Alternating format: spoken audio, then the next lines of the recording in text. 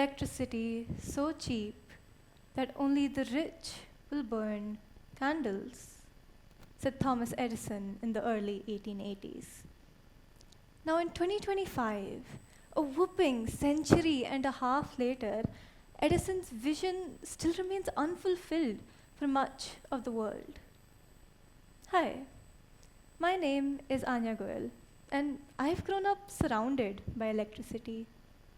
Having never seen it as anything other than a default amenity, I frankly would not have believed you had you told me electricity is considered a modern luxury by so many all over the world.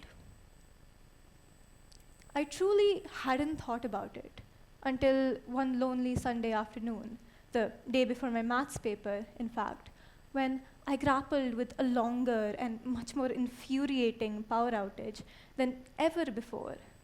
While I definitely can't claim to fully grasp the struggles of those who live without electricity, the moment gave me some insight into the gravity of their challenges, enough to inspire the idea I'll be sharing today. Before the advent of electricity, life was incredibly different. People would wake at dawn and rest at dusk, aligning their activities with the natural light. Candles or oil lamps illuminated homes, and the night sky was a vivid canvas of stars, unhindered by the light pollution of modern cities. In 19th century Britain and Ireland, there were knocker-uppers who were hired to knock on the windows of people with sticks or pea shooters in order to wake them up for work, as there were no alarm clocks. One can only guess how these knocker-uppers woke up themselves. Despite all of this, we see in notable newspapers, electricity companies still had to put up ads to convince people of the usefulness of electricity, which I find fairly ridiculous, which also just goes to show even groundbreaking images can be marred by their expense. Notice here, electricity was never just about light. It symbolized progress and modernity. It powered machines, simplified chores, and sparked innovations, laying the foundation for technologies and industries we rely on today. As of today, electricity access varies widely. Sub-Saharan Africa still struggles with 600 million people lacking power. The Pacific Island nations face unique geographic challenges. Latin America and the Caribbean enjoy high access with some rural gaps. And Middle East and North Africa is largely electrified despite occasional instability. Reflecting on all of this, let me bring you to my first encounter with collective environmental action. At the age of 12, I stumbled upon this global movement called Earth Hour. Earth Hour is a simple but powerful initiative where on the last Saturday of March, people worldwide, be it households, industries, and even governments, switch off their lights for an entire hour. Fascinated by the idea that something so individually small could have such huge impacts, I decided to share this newfound knowledge with my neighborhood. Armed with a stack of homemade pamphlets and a few equally curious friends, we marched out to spread the word. Though it felt more like a modest attempt at converting skeptics than a grand mission to save the planet. However, ever since then, there's always been the thought in mind of how individuals, how the working middle class can contribute to this battle against the world's powerless expanse. And this question here becomes even more pressing when we regard the current energy landscape. Did you know 80% of the energy consumed worldwide comes from fossil fuels? This is problematic due to its number one, environmentally damaging, number two, resource depleting, and number three, economically exhausting nature. Environmentally damaging, resource depleting, economically exhausting. Now, in order to ensure electricity access to each and all, we must find a solution to all of these problems. And this solution, drumroll please, lies in solar power. Think about it. Harnessing sunlight, an endless and sustainable source, costs, can you believe, only half as much as the electricity generated by fossil fuels.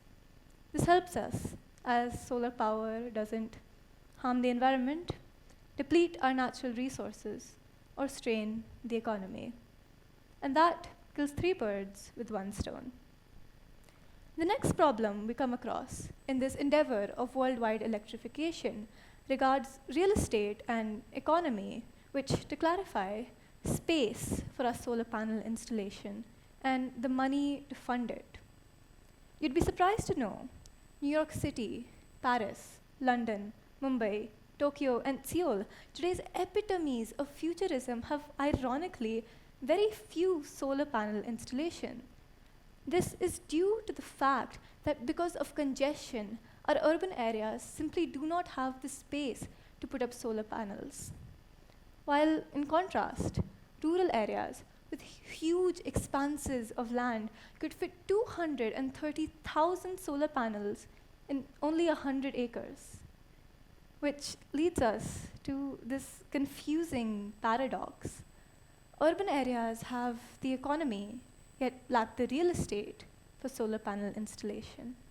And rural areas, those with the unsatisfied need of electricity, have the real estate, yet lack the economy.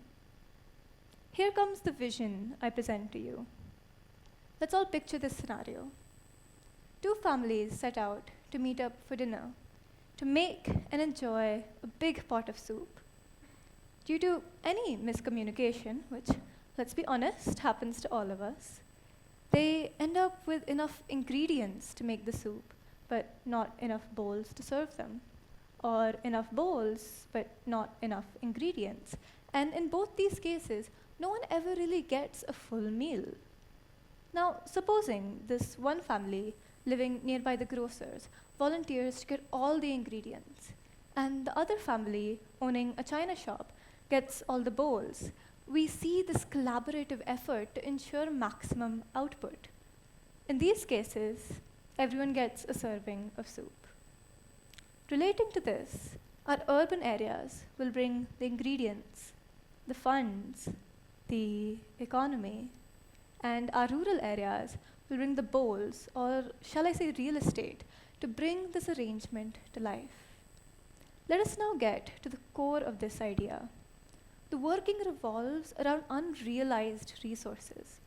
Our urban areas will invest in the solar panel installation in the rural areas for the rural residents, and this would essentially be organized by the government. In other words, urban residents pay for the electricity used by the rural residents. But wait, hold up. How does that make sense exactly? Why would our urban residents do such a thing? You see, these urban residents are heavily burdened by the rising electricity bills, once again issued by the government. Now, on investing in the solar panel installation, our urban residents will receive cut percentages on their monthly electricity bills. In a range of 4 to 7 years, the entirety of the investment makes its way back to the urban residents. Pretty cool, no? Though not an incredibly profitable investment in light of other fields, say the stock market, this idea focuses on the potential of our resources. It allows me to cover my own electricity costs while also supporting those in need, while also empowering those in need. One way of this empowerment is job opportunities. The solar panel project requires both skilled and unskilled labor, ranging from technicians to electricians, to engineers, to drivers, to cleanup crew, to maintenance assistants. The duration of employment for those involved in the installation lasts from 2 to 6 weeks, and for those in the maintenance, 20 to 30 years. One issue we may seem to come across is the transparency between the people and the government.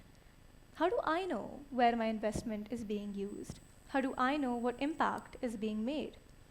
In order to build this bridge, in order to build trust, we introduce this mobile app designed to keep you connected every step of the way.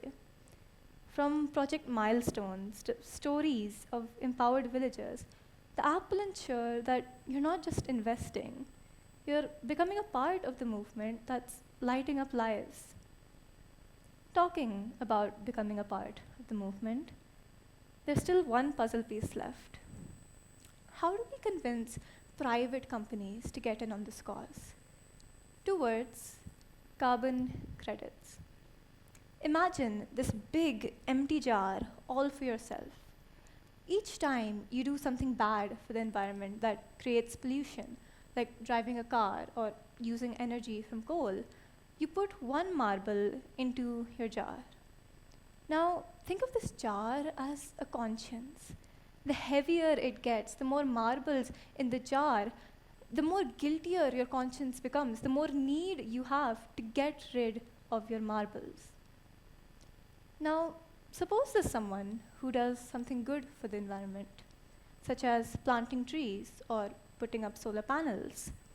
Each time they do something good and are able to take a marble out of their jar, they'll earn a carbon credit. We have these companies ranging from automobiles to shipping to telecommunication who all have these huge marble-filled jars and the need to empty them. In our scenario, our solar panel project has earned enough carbon credits that it has the capacity to sell them. These companies will buy these carbon credits, get rid of their guilty conscience, and the money that we earn will be used to further fund the solar panel project. Companies can reduce emissions in ways that they almost might have never been able to do by themselves. And in essence, that is what solar empowerment is all about. To make a difference to lives, to the planet, and yes, your bank account as well, in ways you would have never dreamt possible, to a future of opportunity and sustainability, and if I may say, revolutionary metamorphosis from our beloved knocker-uppers with their handy pea shooters to worldwide connectivity. Because when all is said and done, it's only by truly connecting the world can you empower it and thus transform it. Thank you very much.